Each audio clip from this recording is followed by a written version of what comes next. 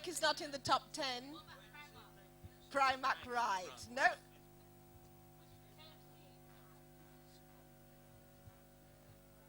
Top 10. How many have we got now? We got Apple, McDonald's, Google. Did someone say Google? Is someone writing it down? Write it down for us, Nee. Top 10 brands. Michael? Top 10? Toyota? Yes, Toyota is in the top 10 because they never break down. Toyota cars never break down. Can you guess, Steven? Top 10? Kodak?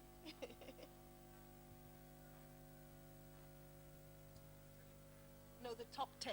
You know, like all the big brands, if you can just guess if they're in the top 10. McDonald's? Is there a bank? Oh, one to mention. Oh. Barclays? Nope. HSBC? Santander? No. No. No. JP Morgan? No, we've got Apple. We've got Apple. We've got Apple. Coca. You said Coca-Cola, didn't you? We've got 5 so far. You got Google. Eh?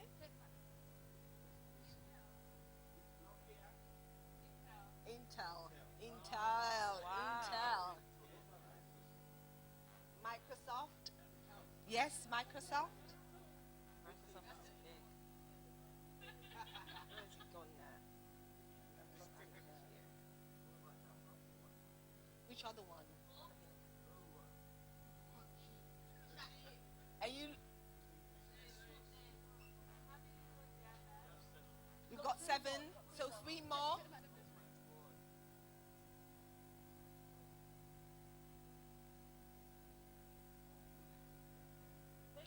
Facebook. No, Twitter is not in the top 10. Think of children. Think of children. What are children into on the TV? Disney.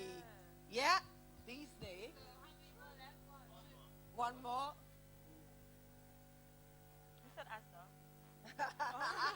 Yeah, locally, yeah, Asda's the top 10.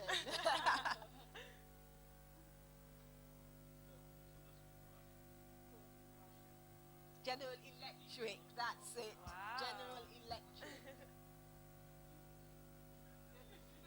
Okay. Nice game. So those are the 10. Yeah, does that Okay. get us thinking? So Toyota is in the top 10. Apple. Of course. Got the most market share. Is Microsoft top 5? Of course. Must be. And Apple are fantastic because Apple, as we all know, they don't put instructions on their material. It's supposed to be intuitive. So remember what we talked about Google, inspiring, making sure they've got innovation, creative ideas. So Apple, everything, anything what they do, they don't believe in you guys, you should be able to believe it. That's how good it should be. That's part of their branding, part of their position. There's another one. Oh. Okay, so now we're going to move on to the questions, but some of the ones I'm going to ask are a bit career related. If you have anything that they've talked about or the videos you've seen or just anything from the top of your head you want to ask, do put your hand up so I can pass you the mic. So if anybody wants to start us off, I can, or someone can. No? Okay, then, well, moving on. First, who? So, I'm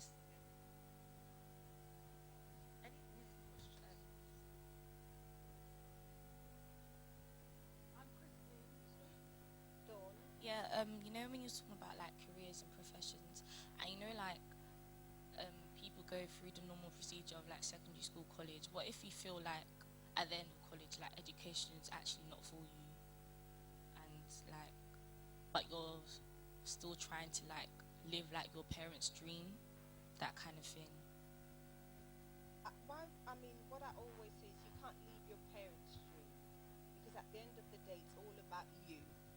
So if you go through school, you think that, well, education is not for me. There are other life choice pathways There's one thing we call apprenticeship. Have you heard about apprenticeship or traineeships?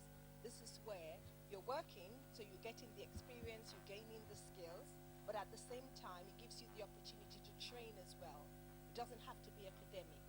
Your apprenticeship could be in music, it could be in carpentry, it could be in construction, it could be in mechanics.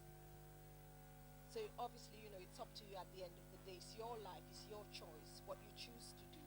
You choose to leave. So if you choose to leave, you have to make the right decisions for your future. So one of the things we're doing in Hackney is we're helping young people to make choices about their education, whether they're going down the academic pathway or the vocational pathway. And it's really important to bring parents on board and have that conversation really early on. It doesn't mean you're a failure.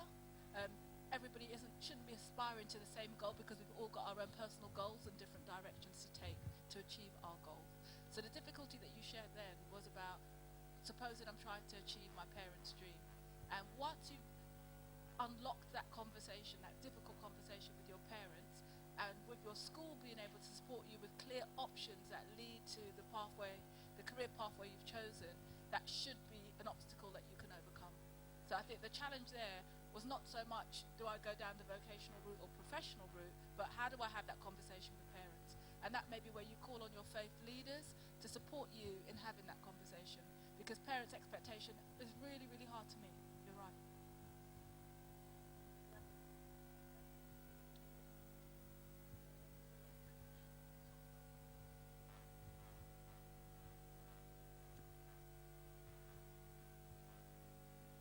Any other questions?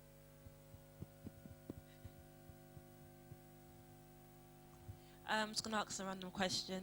I've just graduated last year, so my question is, why is my degree not enough? Like when I was younger, I was taught, go to primary school, secondary school, college, uni, and then after uni you get a job. You get a job and that's it. But now I'm realizing, and some of us are wondering, why is your degree not enough? You go to work and they're expecting you to do more, or you can't apply for a certain role, even though you studied for it, but you can't do it yet because you've got to do more. So,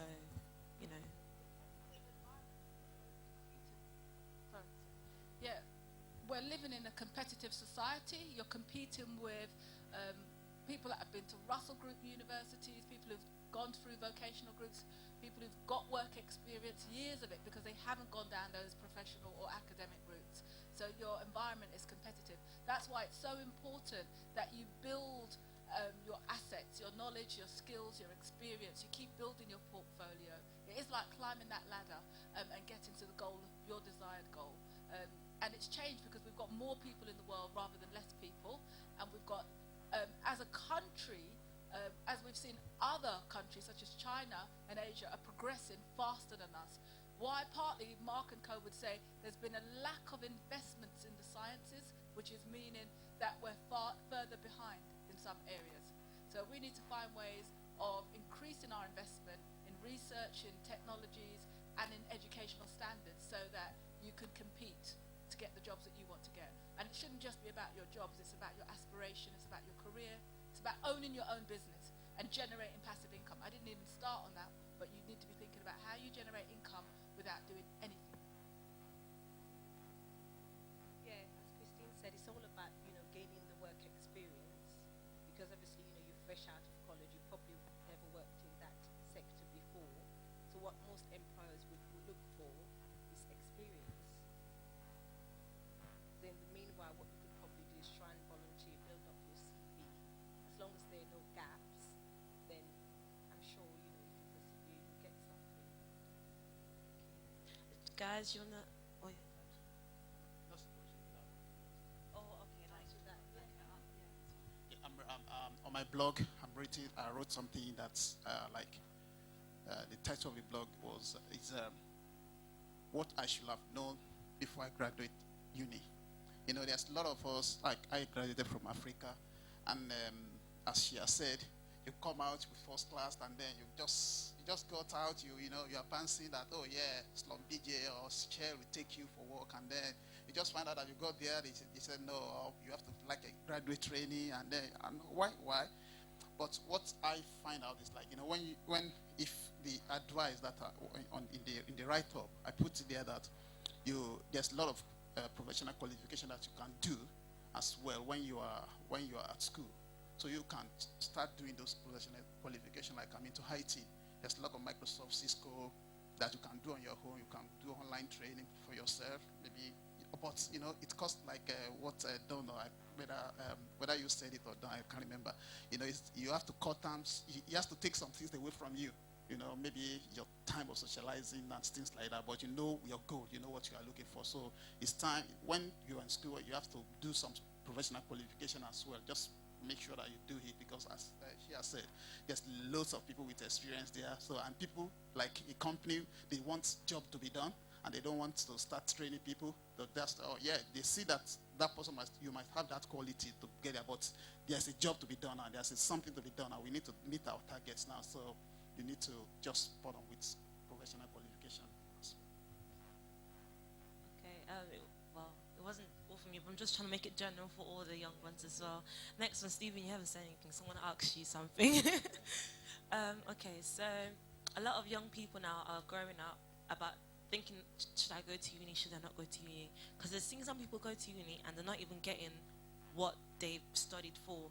Some people are thinking maybe I should just stay here, do my thing, or like just not go to uni, just stay at home, or like get a part-time job and then hopefully progress up the chain.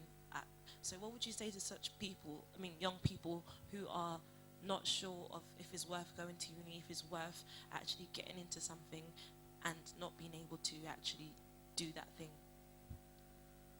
I think it's important to have something to do. I think it's important to aspire towards something. I've heard that there are people here that are going to uni, but they're still not sure what they want to do. I would never encourage somebody just to go with the flow, because that's not necessarily the right way to go. You've got to put yourself out there. The one thing I would say for young people that are not sure what they want to do is to take risks. Have a mindset to do something. What can I do? Because the one thing I've found is working with young people in the short space of time I have is that they're very, very creative, and they're always thinking outside the box. I've heard some stuff, from young people just coming out of their minds, things that they put on paper. I was working with an organisation called Youth at Risk last year, and we were working with a group of young people, and we gave them the opportunity to develop their own business plans. And the ones that developed the most successful business plans were sponsored to actually take those businesses forward. And just some of the stuff that came up, one of the young guys I was working with, he came up with an idea to train young little boys in football, and it was just the idea that he came up with how he would source the equipment that he needed, and where he would take them, the times, and it's like just positive things coming out of their mind. So, I'm all for saying that take a part-time job, because obviously you need money, but I would say always think about, even if you say, look, I'm not sure what I want to do, but I want to study, just study, study something, because it will always lead on to something else. So for those who are unsure, I would always say, just, always ask for advice, but don't get into that mindset of, I'll just wait for it to come along. It's really think, we've been given a brain to use, and thinking is something you can never think. Sometimes I'm overthinking, but you can never stop thinking. There's so much things that can come into your mind from places that could change your life. It could change your life, and it could make you, it could make you into something that, as I said, you never really dreamed of. So, always be looking, always be thinking outside the box. Always be looking to do something that will stretch you. Thank you very much. Does anyone want to add or say anything else to that? No? Okay. Thank you very much for that. So, do we have any questions from the talks we've heard, or any other thing we'd like to ask in general, even to do with like your education or other people around you? Anything you want to they're here right now. We should just ask them anything we want to know and just break out their questions. Okay? I think we're all thinking. Oh, This is for Kristine. You said about how, especially us like black people, when we like apply for jobs, usually like we don't get it because of obviously our skin color and how we grow up. But even then, if we do get the jobs, I've also researched and seen that if we will get paid less. Most of the time, we get paid less than the people, than our other counterparts, who are usually like white or white passing. So we do get the job, but then we don't get paid as much sometimes, well, most of the time. So is that also what the organization you're talking about? Is that also, do they also challenge that as well? Or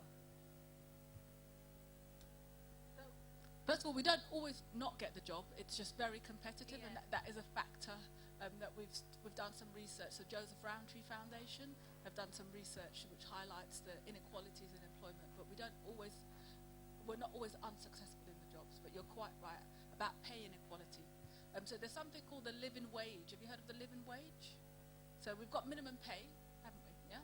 And then we've got living wage, which is a wage that people can actually live on. So there are grades of inequality. So if I look at the business sector, for example, men tend to get paid more than women in the business sector, and there are inequality within even within the female population and work. And what sometimes it may show itself as, not as directly or blatantly as here's a difference in salary. Do you know how it shows itself? Here's a difference in workload. Yeah, that's a subtle difference. So the workload attached to somebody may be different from their counterpart, so you might get paid the same. Yeah, trying to ask for a pay rise could be quite challenging between the genders, or being able to get the additional staffing support that you need may be quite challenging. So sometimes it's not so explicit, and that's what you need to look for, ways of trying to tackle inequality. But what we've got across all employers is an Equality and Diversity Act. And especially in the charitable sector, we use the Equality and Diversity Act. So the other group that's very often disadvantaged are people with disabilities. They are not given the resources that will enable them to work in the environments that they need to work in. So there's a whole range, there's 9 groups affected by inequalities, from the same sex to gender to disability. There's 9 protected characteristics. And the Equality Act is a key document that groups need to look at so you can advocate for your right, including your pay rights. But watch for it being hidden in terms of workload. That's what you need to watch for. That's a very good question. Can I ask a question? Is that okay? Yeah. So of the young people, one of the things I talked about was your internal world, so understanding you and what your contribution is to the world. And Dunn was asking, what is your brand and your story? It'd be great to know what your stories are. But my question is, how do you keep up with the external world in terms of understanding organisation culture? So it's good you got 7 out of 10 for the brands before we got a bit tired and we got there in the end. Well done. But how do you honestly keep up with the external world? Because young people are in an environment where you can be so soaked up in pursuing your goal and working towards achieving your results, your degrees, etc. How do you on earth keep up with the external world and the impact on the external world and where you're going and your long-term aims? How do you do that? Is it relevant to you, first of all? So what's happening in Greece? I read a magazine called The Week. It just compiles everything that's happened in the week, and I get it every Friday, and I catch up because I'm busy working. Dunn talked about people starting work after 10, finishing after 7. Some people are head down. But you have to come up for air and understand what's happening in the external environment. How do you, as young people, do that? That's my question.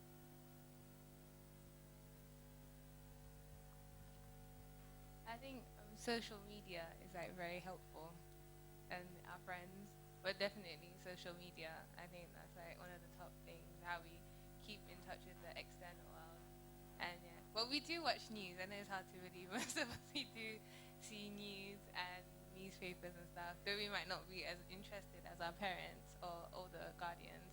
But mainly it's social media now, and I have to admit it's very helpful, even though sometimes it's very distracting. But it's extremely helpful because there's a lot of, it's like short and quick, so you don't have to read the whole article. It's like pinpoints of like the bullet points of what's happening, and you get fast and you get easy and you understand it better. So yeah. So can I ask, thank you for that, what kind of external environmental news is of interest to you? Stock market, 9/11, was that of interest to you? What kind of external environmental, 7/7, we recently had 7/7, does that mean anything to anyone?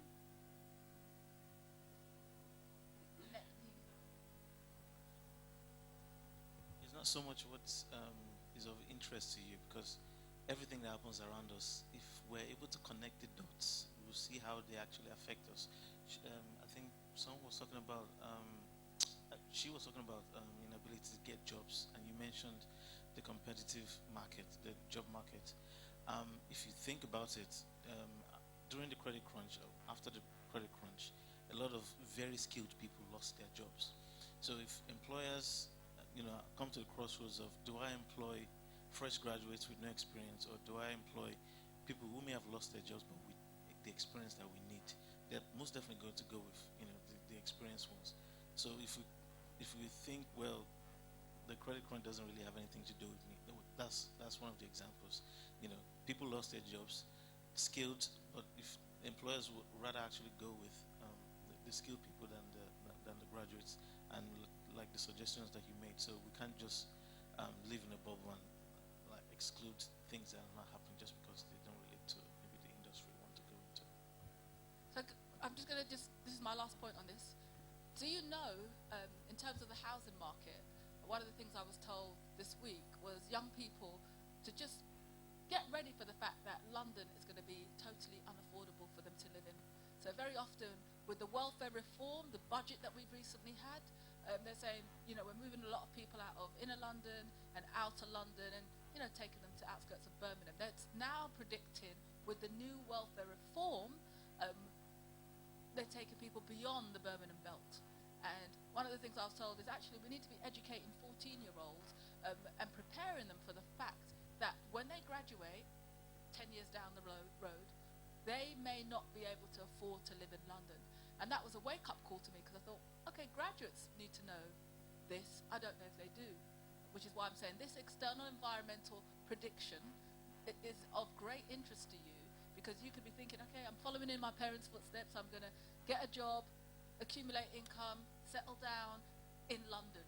Actually, the predictions and the opportunities may not allow you to stay in London. And how are you using the political system to exercise your rights for better wages and better health conditions? The Welfare Reform Act could be affecting your families if you're in single-parent families, could be affecting other families too. How are you coping with this kind of news in the external environment, which is quite shocking? To think in 6 to 10 years' time you may not be able to live here. You might be in a remote part of the UK with hardly the connections you've got now. Sorry to wake you up, but that's external environment. Yeah, I feel like I wasn't anyway taught that in school. Like nobody told you about like housing and stuff, even how to go about it. And even when people told me prices of house, I'm just like, okay, I didn't really understand what it meant. And now you hear people mortgages and stuff. That's what I used to assume. You just go to the bank will pay for your house, sort of thing. And nobody actually talks to you about. And I think that's what a lot of the youths really actually need to. So when the financial aspect of it, because they just think we're gonna get money, we're gonna renting. Yeah, and that's it. Nobody really thinks to buy, and then buying, we don't really know how long it takes, how much you need, the planning and stuff like that. So, I don't know. Does anyone have to say something?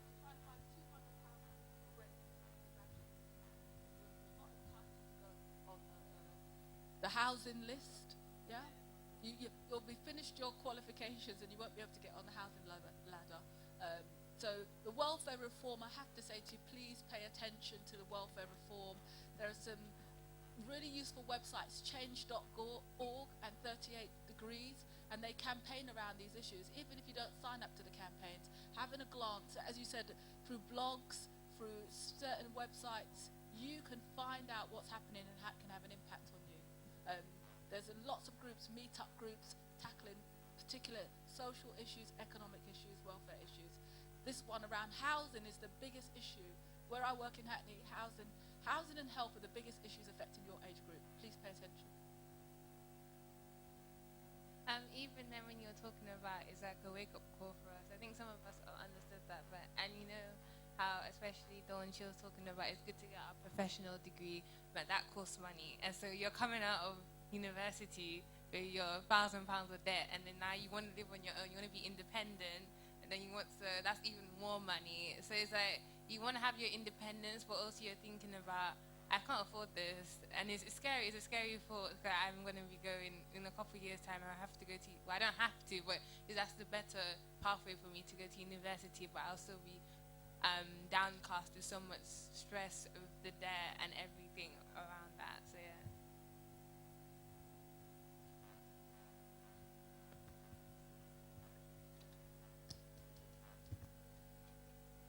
Random question, like housing now, like how, you know, you said in the future will be £200 a week.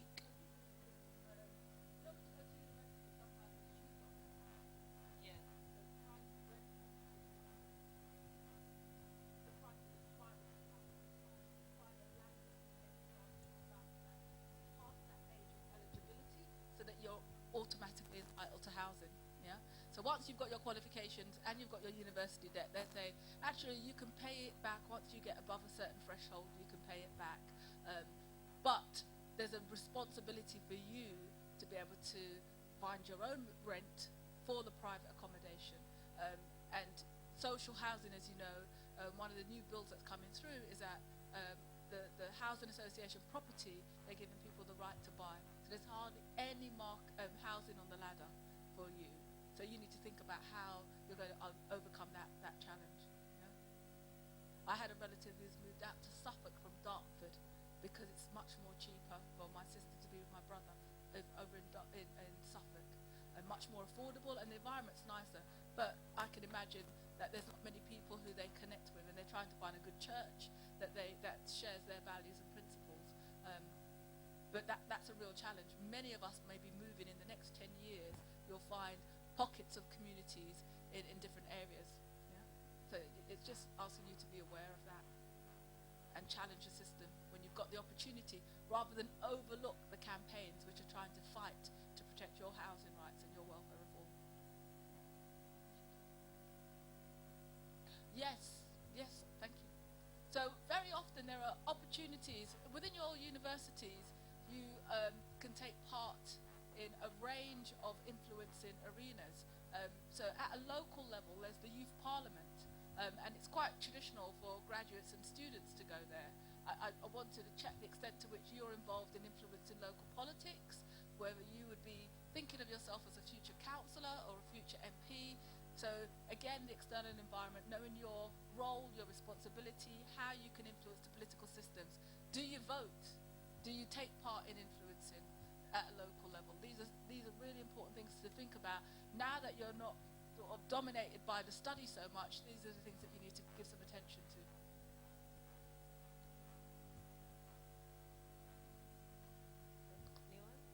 Silence gives an indication of level of interest. I feel like a lot of young people don't vote, and I don't like that. Like, I feel like it's so not cool because, you know, it's like you want to see a change, but you're not helping to make the change happen. It's like how to say, I don't like the police, but then join, and you see you can be the change within that department sort of thing.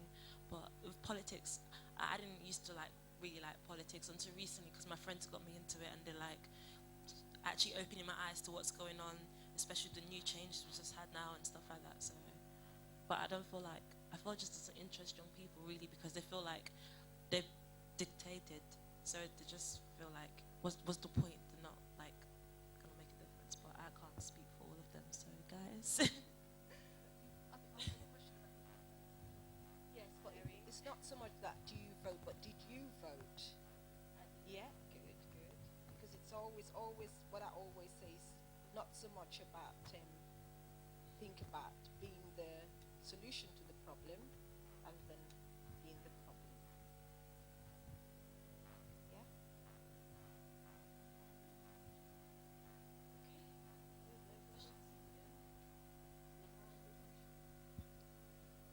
think just, as you say, stay in contact and shape your world. Shape your world as best as you can, even in the midst of, yes, there's lots of, as we just mentioned about the housing problem and, the issues that to come that you're going to face. I think, I would say, me learning as a young man growing up in London, there are many, many distractions. There are many, many things we can get sidetracked by. But I think, again, when it comes to like your survival, how am I going to live, and we know that we all need money to live, really invest in yourselves. Really invest. When you get money, don't just spend it. And that's easy for us to do, especially when we're young. Put your money away. Think about where you want to be in 20 years' time. And wherever you want to be, it's going to take money, as we know. So, I would say to you, really be focused on, yes, you have to spend to live, but, save your money, because you're going to need it. You're really, really going to need it, and to help you get to places, because, people make a lot of money, and they waste it. There's people that I know that have had some ridiculous amount of money come through their hands, and then today they've got nothing to show for it. So, so everybody gets the opportunity. I'm just saying, just be wise with it. Be wise with it, because it's to secure your future, your family's future, generations